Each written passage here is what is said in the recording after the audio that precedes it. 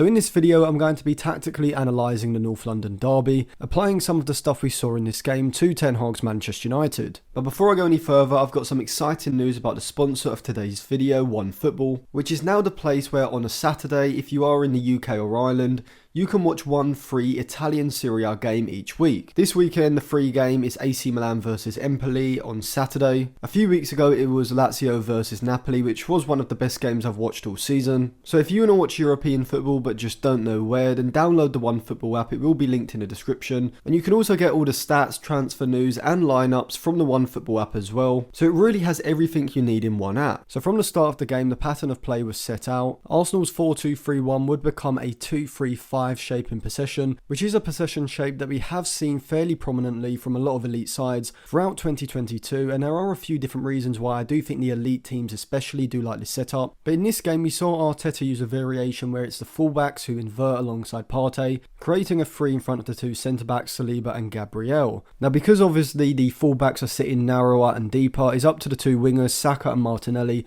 to provide the advance width in the side, so we did see them playing like natural wingers, holding positions on the outside of the Tottenham wing-backs, and this is done to stretch the Tottenham back line, with Granit Xhaka pushing up between the lines in the left-sided half space as Odegaard would sit in the right-sided half space. And Gabriel Jesus was also dropping off from the forward line, trying to receive the ball in behind the Tottenham midfield, giving Arsenal a front five at the top of the pitch, ahead of the 2-3 shape that we saw in the deeper areas. Tottenham's game plan was very passive. They were happy to sit in their 5-4-1 defensive shape, allowing Arsenal to control possession high up the pitch. The two wide attackers, Richarlison and Son, would retreat into a midfield four, taking up narrow positions, looking to cut the passing lanes into the Arsenal players in the half space, which was Xhaka on the left and Odegaard on the right. And this allowed Tottenham to essentially be man-to-man with Arsenal in the centre of the pitch, with Heung-min Son and Richarlison being fairly comfortable in those narrow positions because the Arsenal fullbacks did not push on the outside of them and force them to track back. And the inverted fullbacks is also something that we have seen Ten Hag use in Malacia and Dalot in these positions. However, the two sets of fullbacks do vary slightly in the qualities that they have and what they bring to the side. Ben White and Diego Dalot are fairly similar, both being players who prefer to sit in that deeper role and utilise their passing range to progress the ball forward, rather than being overlapping fullbacks. However, we did see in the second half, which I will come on to, that Ben White does have this in his locker. Malacia is slightly different to both Ben White and Diego Dalot, not having the passing range of those two players, preferring to progress the ball via his quick passes on the left side.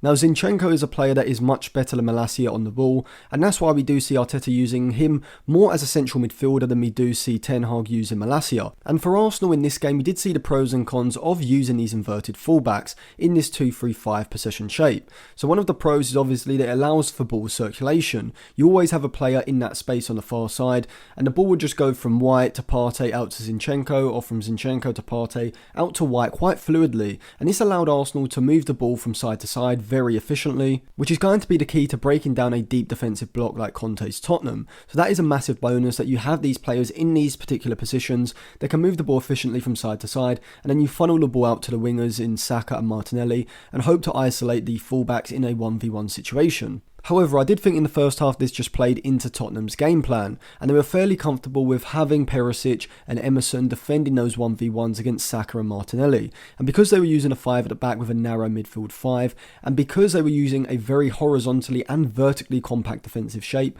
whenever those two players, Martinelli and Saka, received the ball, there was always a number of Tottenham players quickly able to shift over to that side to congest that area and stop them being able to beat the Tottenham wing-backs in 1v1s. And Conte's side were fairly successful in the first half at restricting Arsenal, as Arteta's side went into half-time with an XG of just 0.51 to Tottenham's 1.42. And but for Thomas Partey's well-placed shot into the top corner, which gave Arsenal the lead in the first half, Conte would have been extremely satisfied with his side's defensive display. Tottenham's game plan in possession was similar to Manchester United's against Arsenal: break quickly through the centre of the pitch and get runners in behind the back line. But whereas Ten Hag had clinical finishers like Antony and Marcus Rashford to take advantage of these opportunities, I thought Tottenham's front three were fairly poor in this game, particularly Son and Richarlison. Richarlison squandered a massive chance in the first half from a Son set piece, And there were a number of times in the first half where Tottenham were able to transition the attack quickly and get Richarlison and Son running ahead of Kane at the Arsenal back line. However, on a number of different occasions I thought Richarlison's weight of pass was overhit. He took the wrong option, was just indecisive and ended up taking too much time, diluting the attacking opportunity that Tottenham had. Going into the game, Conte would have definitely identified the spaces wide of the two Arsenal centre-backs in behind the full-backs as the places for Richarlison and Son to run into and exploit, and this seemed like a perfect game plan, considering how Manchester United were able to absolutely tear Arsenal apart through Marcus Rashford and Christian Eriksen's runs in behind them. However, with this approach that Conte used, where you sit deep and you look to counter quickly, you are heavily reliant on the individual attacking abilities of your front line. We've seen in games in previous years, particularly when Mourinho was there at Tottenham, that it was moments of brilliance from Harry Kane and Heung-min Son that actually won Tottenham the game. But in this game, Heung-min Son and Richarlison couldn't provide that. And so despite creating the better chances in the first half, Tottenham were unable to take advantage of this. And I think this is also something that we could see Erik ten Hag at Manchester United experience throughout this season. Despite players like Marcus Rashford and Jadon Sancho performing absolutely brilliantly at the moment and being clinical in front of goal, I do wonder whether they'll be able to sustain this over the full season. And so in big games I could see Ten Hag having a similar experience to Conte's Tottenham in this game,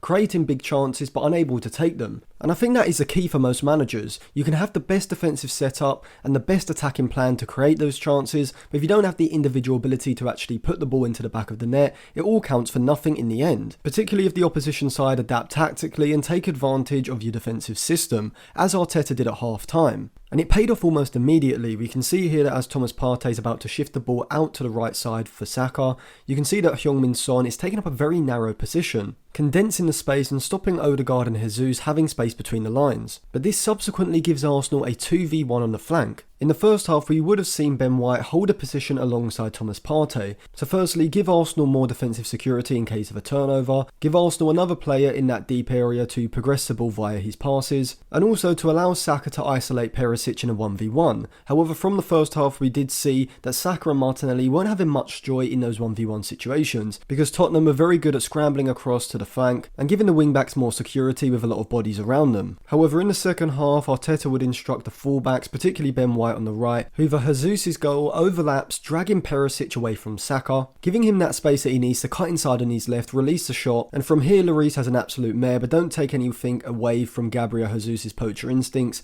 to get the ball over the line. But I think this goal really did show the benefit of sometimes reverting back to the traditional overlapping fullback, and that just having a player making a forward run in the final third is really like a ripple effect, as it drags opposition players away from the ball, giving the player on the ball more space. And I do think that this is something that Ten Hag's Manchester United could utilise very effectively. See, Ten Hag does use a system that is very similar to the 2-3-5 possession shape. However, in the three in front of the two centre-backs, we do see Christian Eriksen dropping alongside McTominay, and this is to take advantage of the Danes' ball progressing ability from deep positions. This does give United more of a 2-4-3-1 possession shape, though when Eriksen does push forward into the space between the lines, we do see the fullbacks invert as Arsenal's did. As well as this, Arteta uses Gabriel Jesus as a centre forward in a much more withdrawn false 9 role, whereas Ten Hag does seem to like to use more advanced forwards, which is why he uses Rashford as a striker to provide those runs in behind, and Ronaldo would also fall into this category as well. But like Arteta's Arsenal, we don't see Ten Hag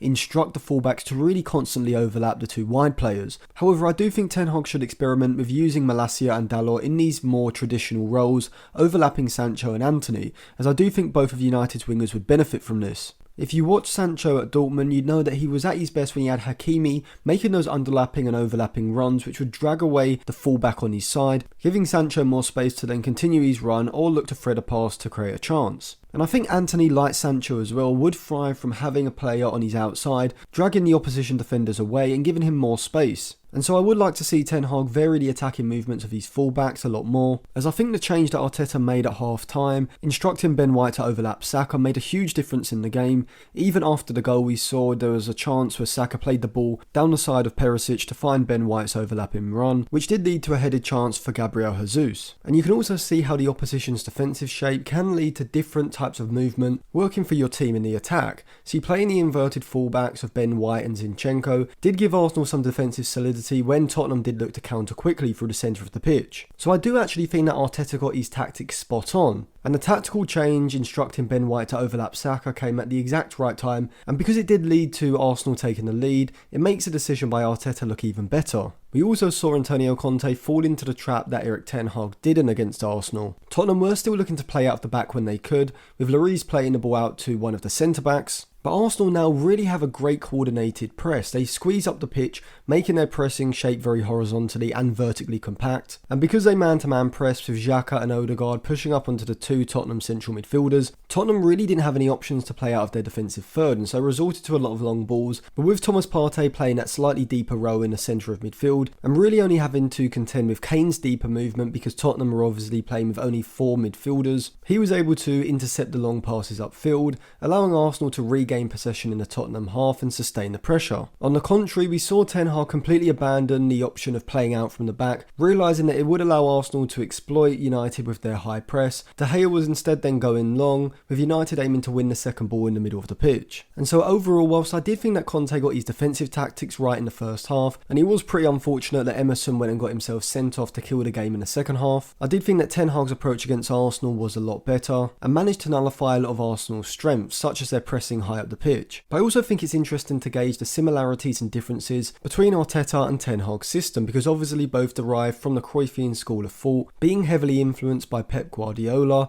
but both managers have different players in their side, so you can see how they slightly adapt. Eriksen is used in a deeper position alongside a defensive midfielder, whilst we do see Granit Xhaka pushing up between the lines, and this may be something that Ten Hag does switch to, as he has more transfer windows to bring in certain players, but I do think the fullback dynamic is very interesting. And I would actually say I do really like Ben White as a right back. He's got the defensive solidity of a centre back in defensive situations, he's athletic and physical, and he's also extremely good on the ball, being a fantastic passer. And playing this inverted fullback role, he does get a lot more space in possession. Zinchenko is obviously very familiar with playing that role as he did for Guardiola, and he was a central midfielder or an attacking midfielder that was converted into the left back position, so he's going to have great technical abilities. Now Dalot and Malacia aren't as good on the ball as these two, they are much better defensively, and first and foremost are conventional fullbacks, so we do see them being utilised in a slightly different way, but both players are young, and I do think in particular Dalot's passing will really aid him in that inverted fullback role, so it will be interesting to see his development as he continues to play under Ten Hag. So let me know what you thought of the game in the comment section below. Are Arsenal United's biggest challengers to Manchester City? Check out some of my other videos in the description, and I will be releasing a video on the Manchester derby as well, so make sure you subscribe and click the bell so you don't miss out on that.